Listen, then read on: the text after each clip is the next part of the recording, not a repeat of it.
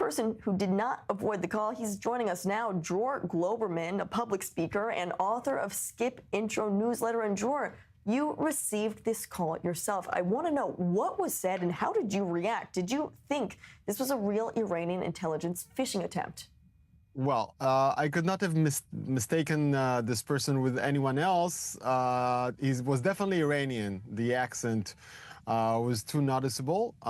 He spoke good Hebrew, and he addressed me by my name, and he knew things about me. And he offered plainly, would you like to cooperate with Iran? Wow. I admit it was, I think, more amusing than intimidating. Because why would I? Do you think this is the reaction that many Israelis had? Do you think that you were personally targeted, or this was more of a random attack coming from Iran? Yeah, so at first, honestly, it felt like a random call. But then this person who identified himself as Avraham started to suggest that I was a famous person and a journalist, and maybe he can offer me some kind of data.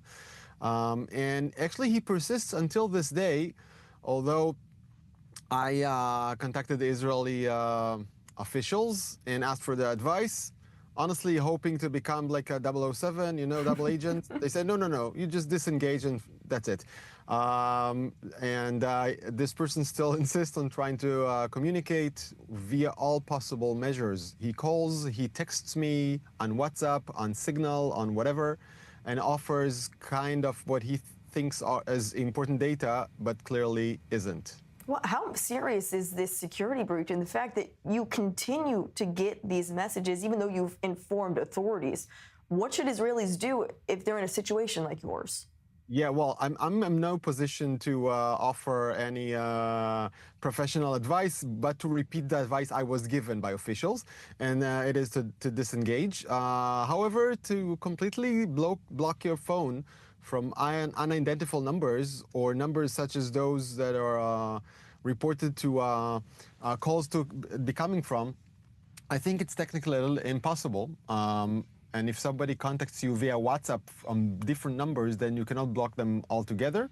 However, you know, it is harmful. Honestly, it's harmful. And those attempts are kind of pathetic.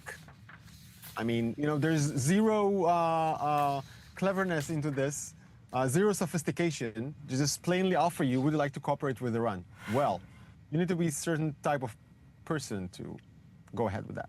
Let's hope that most Israelis are taking your lead and just disengaging from these mysterious calls. Dror Globerman, thank you for joining us on the Rundown today and explaining what we're seeing on some of these concerning phone calls for Israelis. Thank you. Yeah.